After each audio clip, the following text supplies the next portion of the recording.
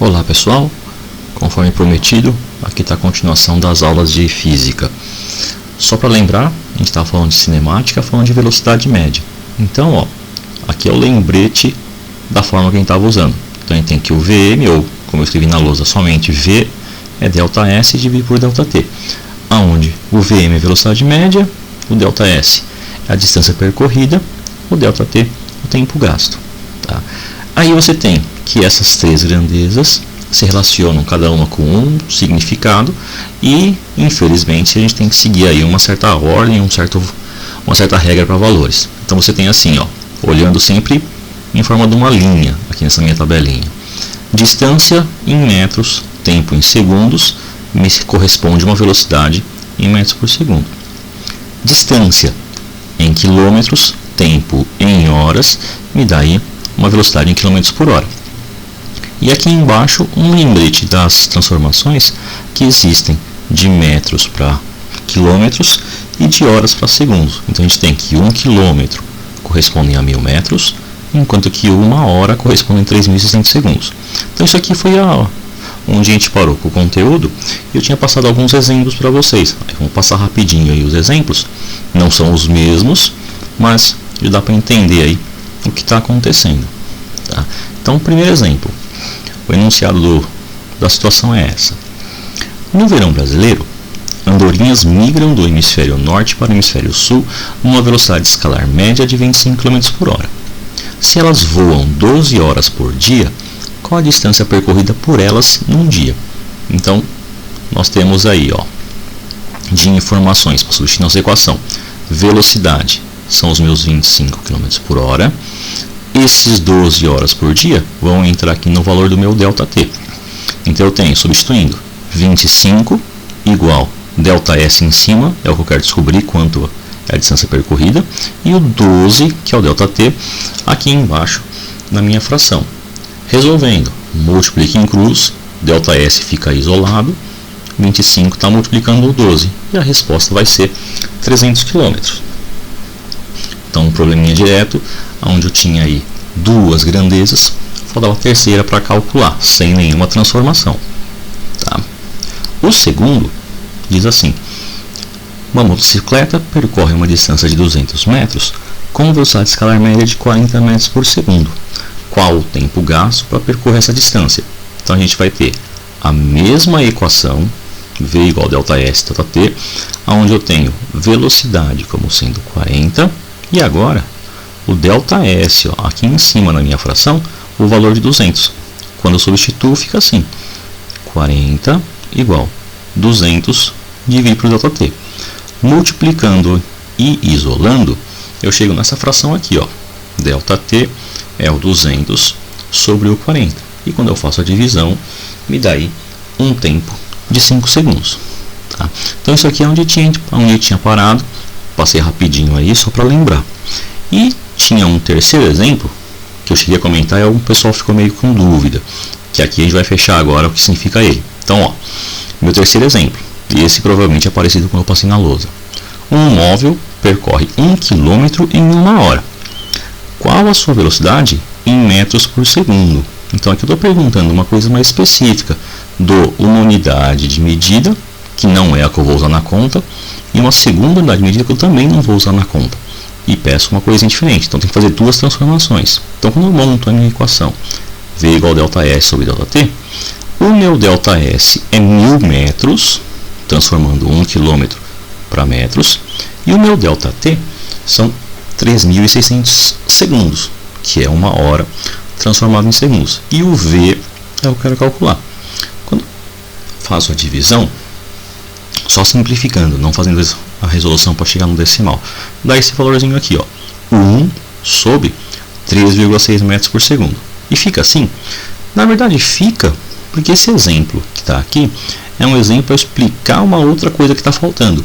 Tá? As transformações, a gente coloquei naquela tabelinha lá da primeira página, só como que transforma a distância de uma unidade para outra e tempo de uma unidade para outra. Mas não falei como que transforma uma velocidade que está em uma certa unidade para uma outra velocidade em uma unidade diferente. Então aqui esse exemplo serve para isso. Então tem que lembrar o seguinte, eu comecei o enunciado falando 1 km em 1 hora. Então isso aqui, se eu não fizesse transformação, isso significaria para mim uma velocidade de 1 km por hora. Quando eu fiz a transformação e cheguei nesse resultado aqui, eu cheguei num resultado em metros por segundo, que é correspondente ao original. Então eu tenho isso. 1 km por hora corresponde a 1 sobre 3,6 metros por segundo. Então eu fiz uma correspondência a partir de uma fórmula. Que conclusão tenho que chegar disso? Essa daqui. Se eu tiver velocidades em km por hora e quiser ir para metros por segundo, eu pego esse valor, divido por 3,6, que é esse fator que apareceu aqui, ó. Mesma coisinha ao contrário. Se eu tiver uma velocidade em metros por segundo e quero saber o valor dele em km por hora, eu pego o valor múltiplo por 3,6. Ele ficaria assim em exemplos, ó.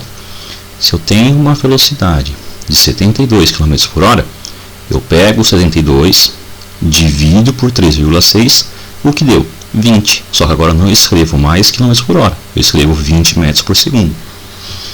Caminho contrário, se eu tivesse 15 metros por segundo e quisesse saber qual que é esse valor em km por hora, multiplico por 3,6, só o valor do 15, me deu 54. E aí o 54 já é o valor em km por hora. Então isso aqui é o que estava faltando aí para a gente completar os exercícios. Tá? E aí, dando continuidade, a gente vai ter uns exercícios um pouco mais complicados, que não é só aplicar na fórmula que está o resultado. Então vamos ver como é que funciona um exercício um pouquinho mais elaborado. Ó. O enunciado desse meu exemplo 4 é assim. Uma linha férrea, num trecho de serra, passa por uma ponte retilínea de extensão 4x, que se encontra na boca de um túnel de comprimento x, conforme a figura. Um trem de 500 metros de comprimento, com velocidade módulo 90 km por hora, necessita de um intervalo de 60 segundos para atravessar completamente a ponte e o túnel. Determine o comprimento do túnel e da ponte. Então aqui tem a figura, a gente tem o trem que atravessa a ponte e na sequência atravessa o túnel. Tá? Todo esse percurso aqui é feito em 60 segundos, a gente já sabe quanto vale o tempo. O trem se movimenta com velocidade de 90 km por hora, que a gente não vai poder usar esse valor, vai transformar com a dica que eu dei no exercício número 3, no exemplo número 3. A gente vai pegar esse valor de 90 e dividir por 3,6. O problema aqui é saber quem que é o ΔS, porque aparece aí uns 500 km ou uns 500 metros, aparece um x e um 4x. Então nossa ideia aqui é isso, ó. O x é o tamanho do túnel, 4x é o tamanho da ponte e 500 é o tamanho do trem. Então, entendendo o que acontece, quando o trem atravessar a ponte, ele vai ficar assim, ó, a figura inicial de como começou a travessia e aqui a figura final, o trem já está aqui, ó, fora do túnel. Quantos metros o trem andou? Então, vou usar como referência o começo do trem. Fiz essa linha vermelha para marcar, ó, onde começa o movimento. O trem atravessa a ponte, atravessa o túnel e sai do túnel. Chega a ponta dele aqui, ó. Então, quanto que ele andou no total? Ele andou o tamanho dele, 500 metros, o tamanho do túnel, juntamente com o tamanho da ponte. Somando esses dois, que tem a mesma unidade de proporção, que é o x, me dá uma distância, ó, de 500 mais 5x. Isso aqui em vermelho é o que eu vou colocar na formulinha no lugar do ΔS. E os outros dois valores, tanto o V quanto o ΔT, eu tenho. Então, na formulinha, ó, esse meu V é o 90 transformado em metros por segundo, vou dividir por 3,6. O ΔS é o 500 mais o 5x e o ΔT é o 60. Vai ficar assim, 25, 500 mais 5x e o 60 aqui embaixo dividindo. Para resolver, começo multiplicando em cruz aí.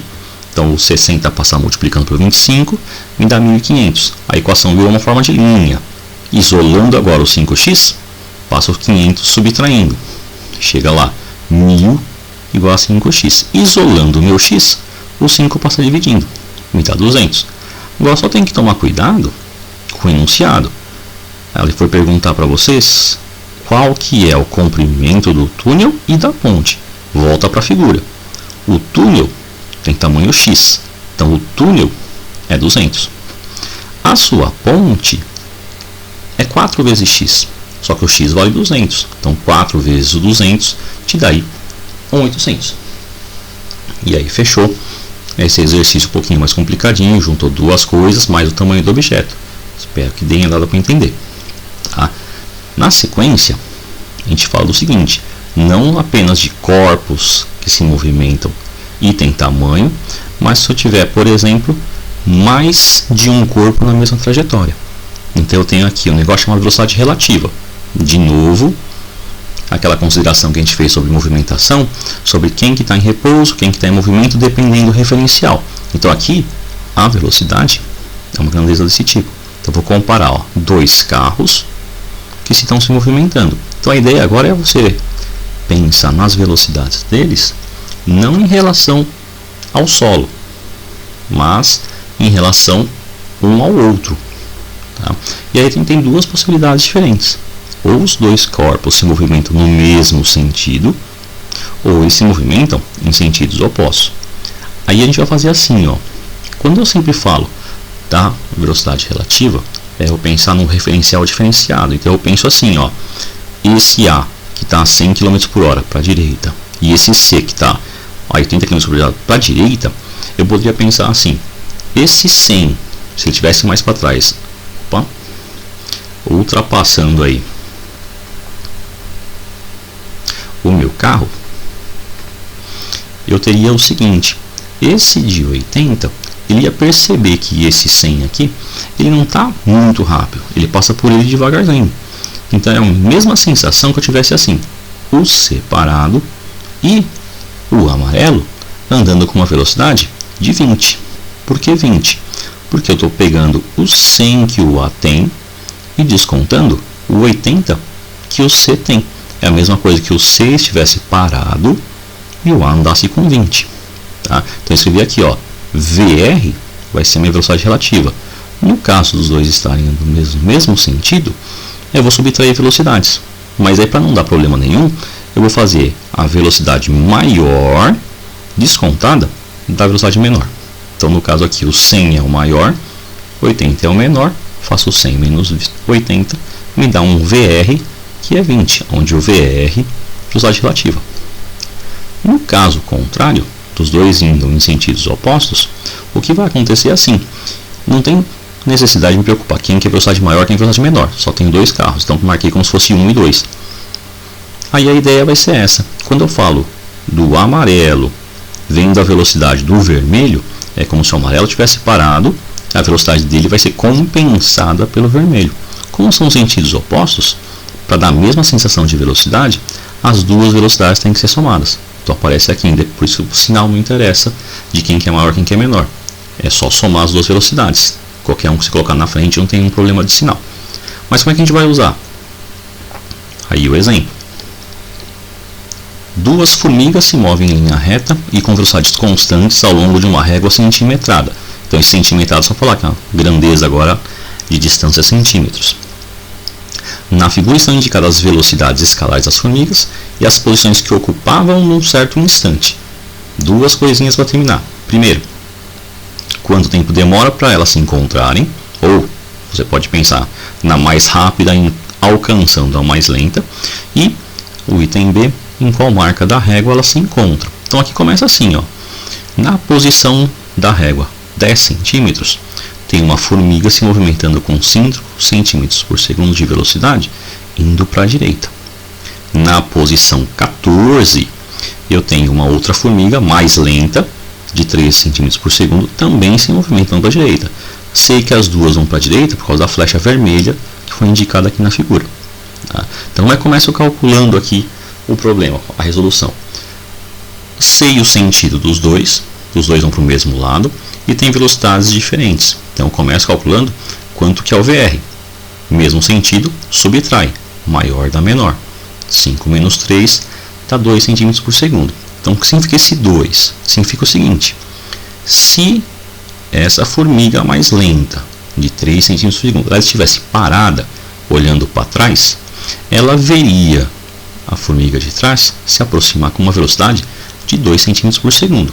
E é isso que a gente vai estar pensando. Então se eu tiver a da frente parada, A de trás tem que se movimentar com 2 para dar a mesma sensação de velocidade.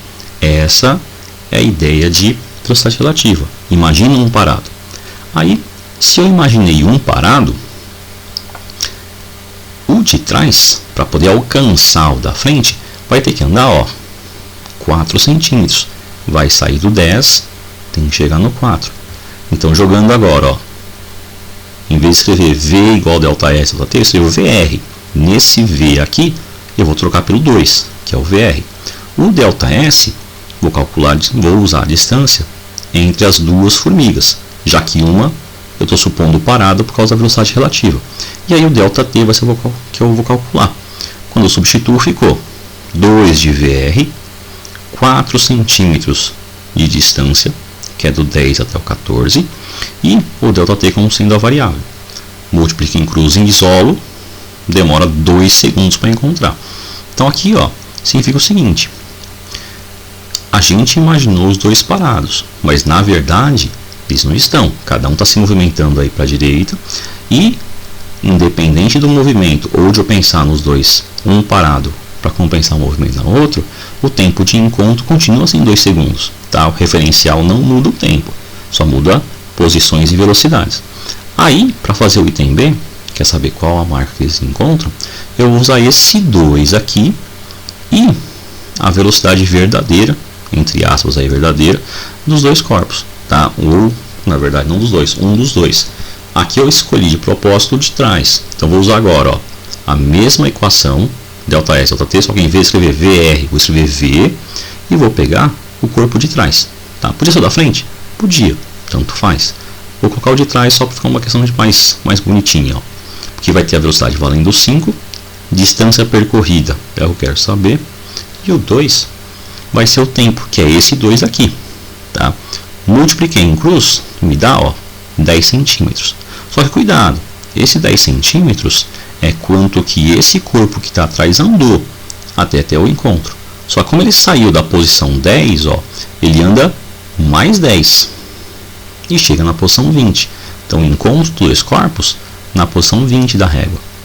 Não fiz a conta aqui no slide, mas se eu tivesse feito o corpo da frente, que a velocidade é 3, esse 5 aqui seria 3, esse 2 que é o tempo continua sendo 2, ao multiplicar em cruz, o ΔS me daria 6, só que aí eu ia fazer isso, a partir do 14, somo 6, chegaria no 20 do mesmo jeito, já que é um encontrando o outro, os dois têm que estar na mesma posição.